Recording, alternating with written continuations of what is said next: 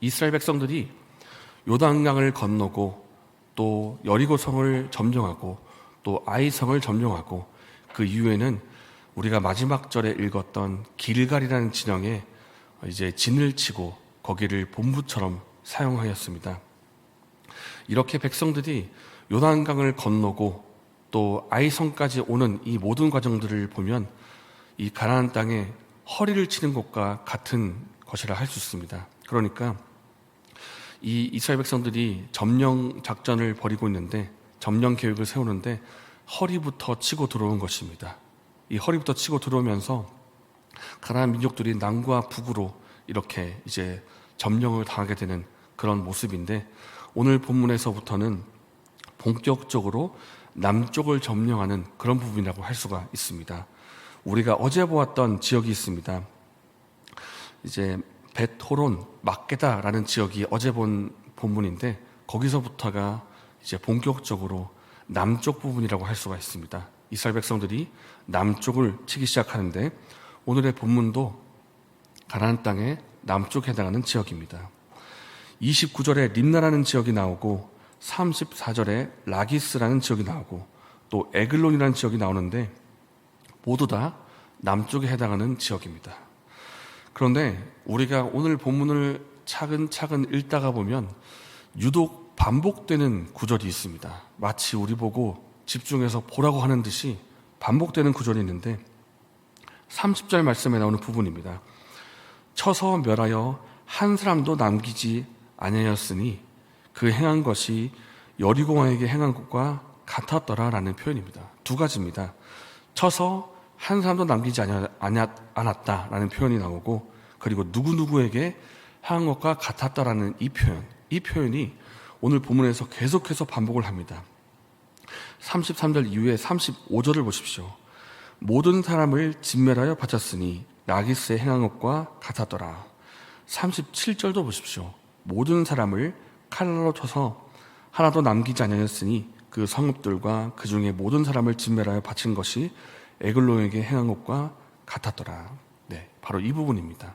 이렇게 모두 진멸하였다, 행한 것이 누구누구에게 행한 것과 같았다라는 표현이 마치 하나의 패턴을 보여주는 것처럼, 마치 복사 붙여넣기 하는 것처럼 계속해서 이 비슷한 표현이 등장을 하고 있는 것입니다.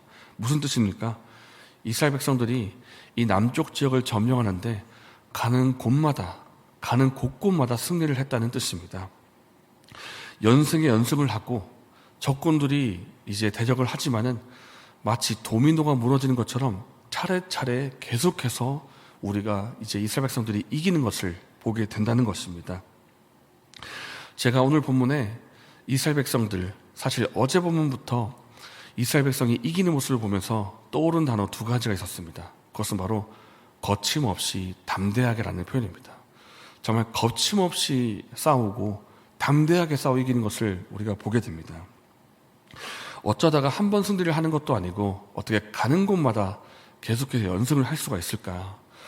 이 가지고 있는 무기나 장비를 보아도 이 열세라고 말하는 것이 당연한 일인데 어떻게 싸워서 이길까? 계속해서 이길까라는 것입니다.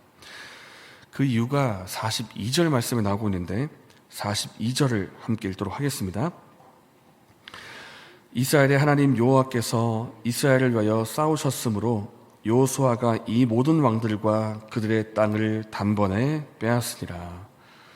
하나님 여호와께서 이스라엘을 위하여 싸우셨으므로 여기에 이유가 있습니다.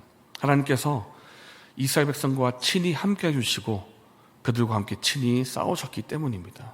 그래서 이긴 것입니다. 하나님이 함께 하시면 됩니다.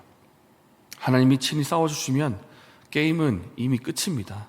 게임은 이미 끝이고 승리는 이미 주어진 것입니다.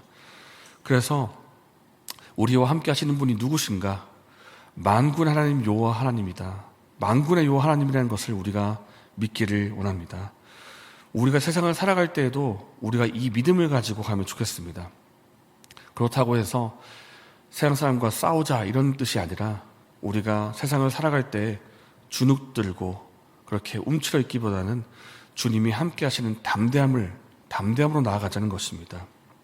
우리가 세상 살아갈 때 나 혼자 가는 것이 절대로 아닙니다. 하나님 우리와 함께 하시고 하나님께서 우리에게 힘과 능력을 주시고 이 땅에서 그리스도인답게 살아갈 수 있도록 도움의 손길을 보내주십니다. 그렇기 때문에 하나님이 나와 함께 하신다, 이 믿음을 가지고 이 땅을 담대하게 살아갈 수 있는 저 여러분 되시기를 예수님의 이름으로 축복합니다. 하나님이 우리와 함께 하십니다. 하나님께서 우리와 함께 하시고 우리에게 주어진 믿음의 경주 갈 수 있도록 힘과 능력도 베풀어 주십니다. 근데 우리가 이 하나님이 나와 함께 하신다라는 이 말을 할 때 우리가 오해하지 말아야 할 한 가지가 있습니다. 그것은 무엇인가 아니면 이것입니다. 하나님이 늘 내 편이다. 하나님이 늘 내 편이니까 내가 무슨 짓을 하든지 무슨 행동을 하든지 무조건 내 편이다 라는 착각은 하지 말아야 한다는 것입니다. 내 욕심과 욕망을 따라 해도 무조건 내 편이다 이런 뜻이 아니라 내가 하나님의 기뻐하시는 뜻에 합해야 되는 것이고 내가 하나님의 뜻에 순종해야 된다는 것이 중요한 것입니다. 오늘 본문에서 주목할 또 한 부분을 한번 보십시오. 40절 뒷부분입니다. 이제 비슷하게 패턴이 나온다 했는데 그 패턴 가운데 다른 표현이 40절에 나옵니다. 40절 뒷부분에 이스라엘의 하나님 여호와께서 명령하신 것과 같았더라. 그러니까 여호수아가 이렇게 남쪽 지역들을 치고 점령했던 그 모든 행적들은 알고 봤더니 하나님께서 말씀하신 그 말씀에 순종했던 그 순종의 모습이었다라는 것입니다. 말씀에 순종했기 때문에 여호수아가 자기 자신의 욕망을 따라서 남쪽을 친 것이 아니라 말씀에 순종했기 때문에 하나님께서 도와주셨다라는 것을 오늘 본문에서 보는 것입니다. 여호수아가 우리가 지금 10장 말씀을 보고 있는데 이제 2장 3장 막 여호수아가 가나안 땅에서 진격을 시작할 그때 그 길목에 하나님께서 보내신 사자가 칼을 빼어들고 서 있었습니다. 그때 여호수아가 나아가서 그 사자에게 물었습니다. 너는 우리를 위하는 자이냐 아니면 적들을 위하는 자이냐? 다시 말하면 너는 우리 편이냐 아군이냐 적군이냐 이것을 물었습니다. 그때 여호와의 사자가 대답하기를 아니다 라고 대답했습니다. 아니다. 나는 너네 편도 아니고 나는 적군 편도 아니다. 나는 하나님의 군대 장관으로 서 있는 것이다. 나는 하나님 편에 서 있다. 이렇게 대답을 하는 것입니다. 그리고 나서 여호수아에게 말하기를 이곳은 하나님께서 계신 거룩한 것이니 너희 신을 벗으라 이렇게 말을 하는데 말하자면 이런 것입니다.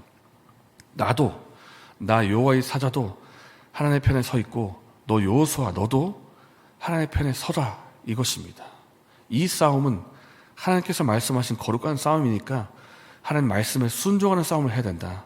그러니까 너희 신을 벗으라 순종하는 태도를 보여라 이것입니다. 우리가 말씀에 순종하기를 원합니다. 하나님께서 우리의 편이 되어주신다 우리를 도와주신다라고 할 때 이것을 정확하게 말하면 하나님께서 내 편 되어 주신다라는 뜻이 아니라 내가 하나님 편에 선다는 뜻입니다. 내가 하나님 편에 서서 하나님께서 기뻐하시는 말씀에 순종하기 때문에 그 기뻐하시는 뜻을 이루시기 위해서 하나님께서 우리를 도와주신다 이렇게 말해야 되는 것입니다. 그렇기 때문에 사랑하는 여러분 오늘 우리가 하루 살아갈 때 하나님 편에 서서 순종하는 저 여러분 되시기를 바랍니다. 그럴 때 우리가 하나님의 인도하심을 하나님의 임재를 누리게 되고 또 때를 따라 도우시는 하나님의 도우심의 손길을 누리게 될 것입니다. 오늘 하루 살아갈 때 말씀에 순종하면서 하나님의 임재와 하나님의 도우심을 누리며 살아가는 저 여러분 되시기를 예수님의 이름으로 축복합니다. 이 시간 말씀을 생각하면서 기도하도록 하겠습니다. 하나님, 오늘 하루 말씀에 순종하면서 하나님과 동행하는 삶을 살게 하여 주시옵소서. 하나님과 동행하며 살아갈 때 시간마다 때마다 도와주시는 하나님의 도우심의 손길을 누릴 수 있는 그 도우심의 손길을 경험하는 오늘 하루가 되게 하여 주시옵소서. 이렇게 기도하시고 개인적인 제목으로 기도하신 후에 자유롭게 돌아가시겠습니다.